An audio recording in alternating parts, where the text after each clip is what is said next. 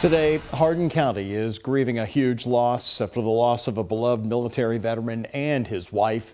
The couple was killed over the weekend in a motorcycle crash. Bill Edwards is described as a gentle giant who was not afraid to enforce the law and to cheer on the next generation. WHS 11's Jose Alonso and photojournalist Emma Gefter are talking with some of his colleagues in Hardin County who are taking this day to remember him. Hardin County Deputy Billy Edwards recently took on the job as a school resource officer for Creekside Elementary. The loss of him and his wife have the community reflecting on his impact throughout the years. We just always felt safer knowing he was there, so he'll be missed tremendously. Principal of the school, Brooke Custis, says she only knew the Edwards for a short time, but that his involvement was like no other. He just went out of his way to let students know that he cared about them and took the time to get to know them and just give them encouragement throughout the day. It was on Sunday night when Kentucky State Police responded to a collision on an exit ramp onto Western Kentucky Parkway.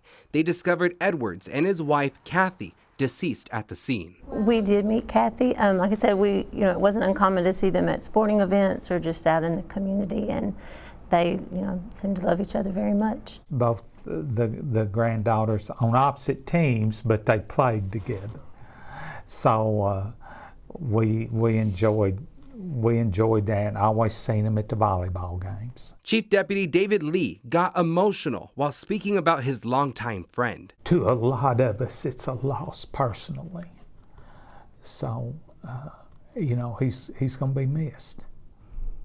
A loss for us professionally, as well as the county and as well as EPD's hurting.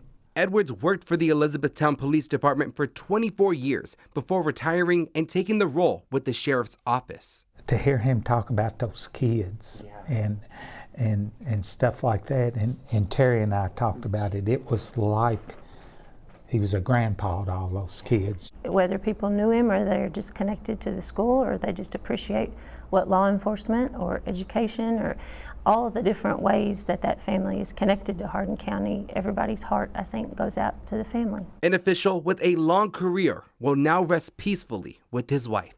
In Hardin County, Jose Alonso, WHAS 11 on your side.